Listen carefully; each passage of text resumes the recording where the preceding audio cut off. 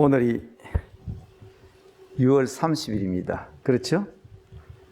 예, 우리가 여기 있다는 것 자체가 감사합니다. 지난 6개월 동안 어렵고 힘든 일들 많았지만 여기까지 우리를 인도하셨습니다. 우리 믿음의 사람들은 꼭 기억해야 될 일이 있는데, 대한민국에서 최초의 주일 예배를 드린 날이 1885년 6월 21일입니다. 다시 말씀드릴까요? 1885년 6월 21일. 알렌의 가정에서 알렌 부부와 헤론 부부와 스크랜턴 어머니가 처음 주일 예배를 드렸어요. 그래서 해마다 6월 21일 주일이 되면 저희 교회에서 우리 학교 연세대학교 교목실장님이나 또 우리 원목실장님이 오셔서 설교도 하시고, 또 우리 총장님, 학처장님들도 같이 예배를 드렸는데 작년 올해는 그걸 못했어요. 그래서 오늘 제가 이 말씀 서두에 드리는 것은 우리 김동환 목사님 새로 교목실장으로 부임하셨는데 모시지 못해서 죄송합니다. 그 역사와 그 바탕 위에 130년 동안 그 전통을 이어온 남대문 교회는 본래 세브란스 남대문 교회 그렇게 부르기도 했고, 또 제중원 남대문 교회 그렇게 부르기도 했죠.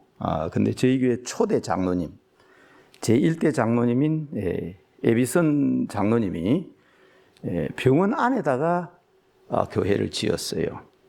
일본 사람들이 경이움을 뜯어가지고 가는 것을 빼앗아가지고 서울역 앞에 지금 세브란스 빌딩 있는 자리에다가 남대문 교회의 건물을 독립적으로 세웠습니다. 지금은 언덕 위에 6.25 때 아주 깨끗하게 불에 타버렸어요. 그래서 우리 세브란스 의사 선생님들의 사택이 있었던 그 언덕에다가 지금 남대문 교회를 새로 지었습니다. 그 후에 연희 전문학교의 연자와 세브란스의 셋자, 첫 자를 따서 연세대학교가 되고, 또 저희 교회는 지금 별도로 이렇게 바깥에 나와 있습니다. 여러분들에게 이 말씀을 서두에 드리는 것은 우리가 어차피 세브란스 병원에 근무하시는 분들인데 아마 그 정신을 우리가 기억했으면 좋겠다. 다 알고 계시겠지만 세브란스가 돈을 주면서 우리 에비슨 장로님에게 한국에 가서 이 세 가지 일을 했으면 좋겠다 했던 그 말씀의 기초가 오늘 본문 말씀입니다. 한경직 목사님께서 은퇴하시고 남한산성에 계실 때에 목사님들이 찾아가서 목사님 한 말씀 해 주십시오. 그러니까 목사님께서 목사님들 예수 잘 믿으세요. 그랬다 그러잖아요. 기자가 찾아가서 물었대요. 목사님 평생 목회를 하면서 그 목회의 정신이 뭡니까? 하고 여쭈었더니 목사님 하시는 말씀이 예수님이 하시던 일을 계속하는 것이 교회의 사명이고 그게 목회다. 예수님께서 하시던 사역. 그래서 오늘 제목을 가르치고 선포하며 치유하시는 예수님 되어 있지만 우리는 이것을 예수님의 3대 사역이라 그렇게 얘기합니다. 예수님께서 공생의 3년 동안 하신 일이 뭐냐? 두루 다니시며 첫째, 하나님 나라를 티칭하셨다. 하나님 나라를 가르치셨다. 오늘 본문에 그렇게 나와 있죠? 하나님 나라를 가르치시며, 두 번째로는 하나님 나라를 선포하시며, preaching, 선포하시며, 세 번째로는 연약한 자들, 각색 병든 자들을 고쳐주셨다. 힐링. 그래서 preaching, teaching, 힐링을 얘기합니다. 그래서 제자들을 양육하고 또 학교를 통해서 복음을 전하는 그러한 그 선교기관에서는 되게 teaching 먼저 얘기하고, 병원 선교를 하시는 분들은 힐링을 얘기하지요. 저는 목회하는 목사잖아요. 그러니까 순서를 꼭 프리칭, 티칭, 힐링. 조금 성경 순서가 바뀌었죠? 한경익 목사님도 옛날 목회하실 때 영락교회 주보를 보면 프리칭, 예배, 티칭, 교육, 힐링, 봉사. 그래서 옛날 주보를 보면 예배, 교육, 봉사 그렇게 돼 있어요. 여러분 주일 되면 각 교회에서 예배를 드리지만 우리가 어차피 우리의 직장이 또 하나님께서 우리에게 주신 선교지가 우리 세브란스 연세대학 세브란스 병원이니까요. 처음 우리 에비선 장로님이 한국에 와서 이 세 가지의 목적을 위해서 한 울타리 안에다가 학교와 병원과 교회를 세웠습니다. 그래서 이 정신이 사실은 모든 세계 교회, 선교의 기본이 되어야 합니다. 저도 장로의 신학대학교에서 한 20년 동안 선교 신학을 가르쳤는데 참 시대적 변화가 대단해요. 그때 한 학생이 제게 질문을 했어요. 교수님은 20세기의 사람인데 19세기의 학문을 배워가지고 21세기의 사람인 우리들을 가르치십니까? 그렇게 물었어요. 그 말은 당신이 배운 19세기 학문을 21세기의 사람인 우리에게 주입시키지 말라 그 말 아니에요? 처음에는 제가 굉장히 당황을 했어요. 시대가 변한다더니 내가 이런 질문을 다 받는구나. 그때 제가 한 말이 있습니다. 성경 말씀은 예수님 당시에 우리 주님의 사역을 기록한 것인데 20세기, 21세기, 25세기, 30세기 하나님 나라가 오는 그날까지 변치 않는 진리는 성경이다. 그래서 저는 뚜렷한 신학적 기준을 제시하고 신앙적 기준을 제시할 때 항상 세 가지를 얘기합니다. 첫째는 비브리칼 해야 된다. 성경이 맞아야 된다. 지난밤에 여러분 아무리 좋은 꿈을 꿔도요 성경이 안 맞으면 그 개꿈이에요. 우리 신앙과 믿음과 삶의 기준은 첫째는 성경이에요. 그 청년은 또 그 학생은 제게 질문했지만 다른 거는 수긍하는데 그건 수긍하더라고요. 그러니까 하나님의 말씀은 변치 않는 진리다. 두 번째로는 히스토리컬하다. 이게 참 중요한 기준이 됩니다. 여러분 주기도문은 성경에 나오죠.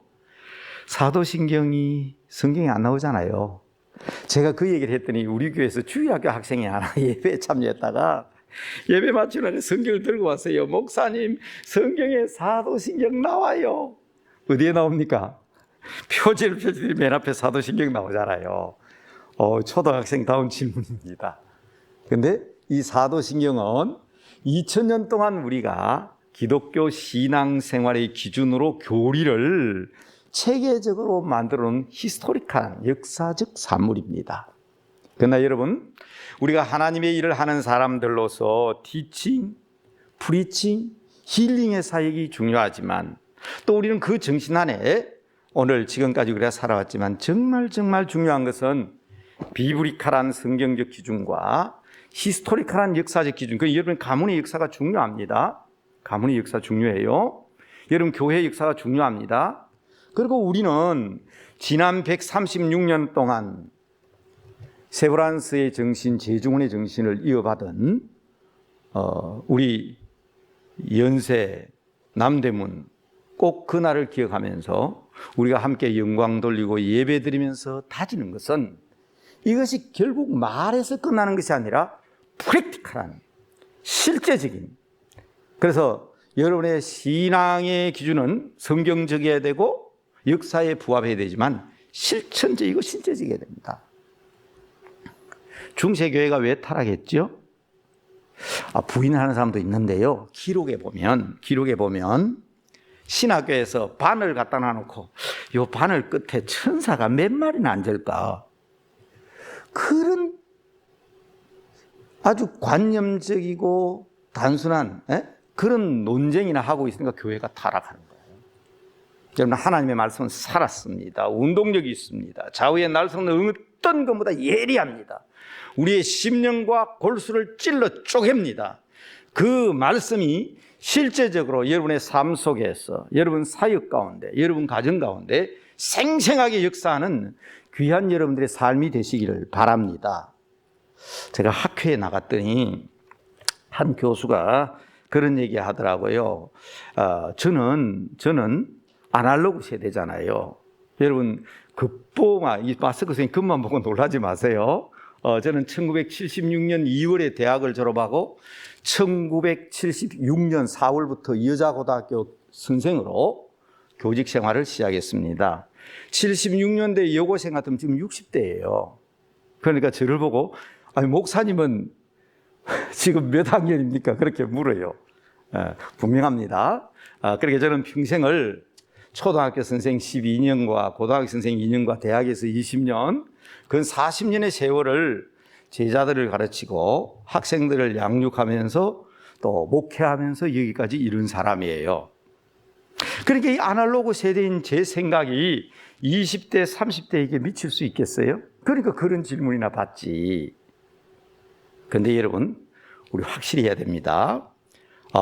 어떤 분은 와가지고 그러더라고요. 지금은 디지털 시대고 목사님 세대는 아날로그 세대고 중간에는 디지털 유목민들이 있다 그랬는데 학회에 가니까 태어나면서부터 산을 보고 나무를 보고 땅을 보고 하늘을 보고 자란 세대를 우리나라에서는 전후 세대라고 얘기하지만 전쟁 세대, 전쟁 이전 세대도 있죠.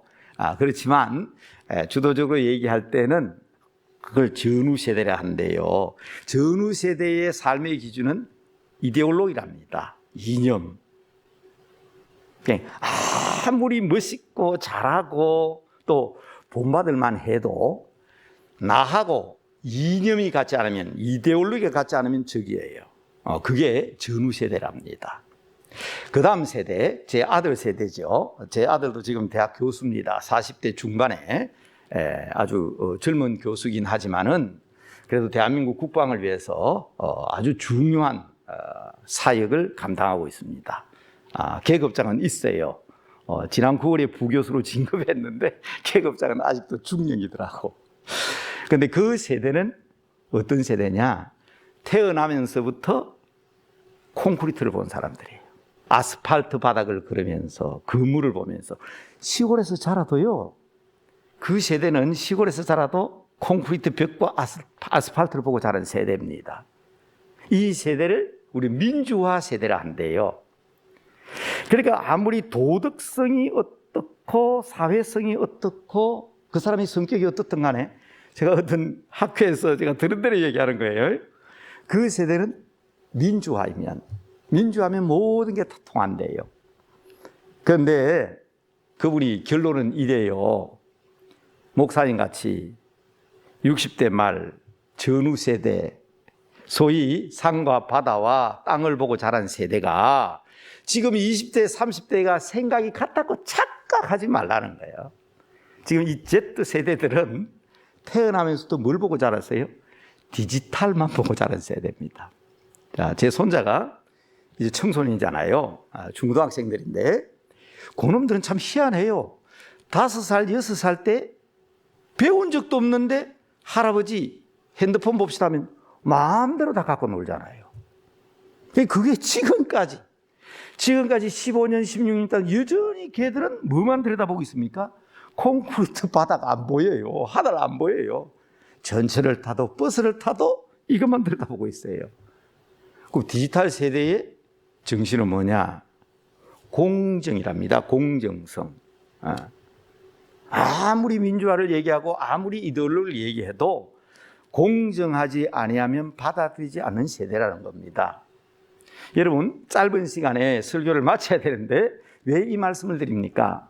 제가 결론적으로 드릴 수 있는 말씀은 그럼에도 불구하고 모든 세대를 통합할 수 있는 정신은 이것밖에 없다.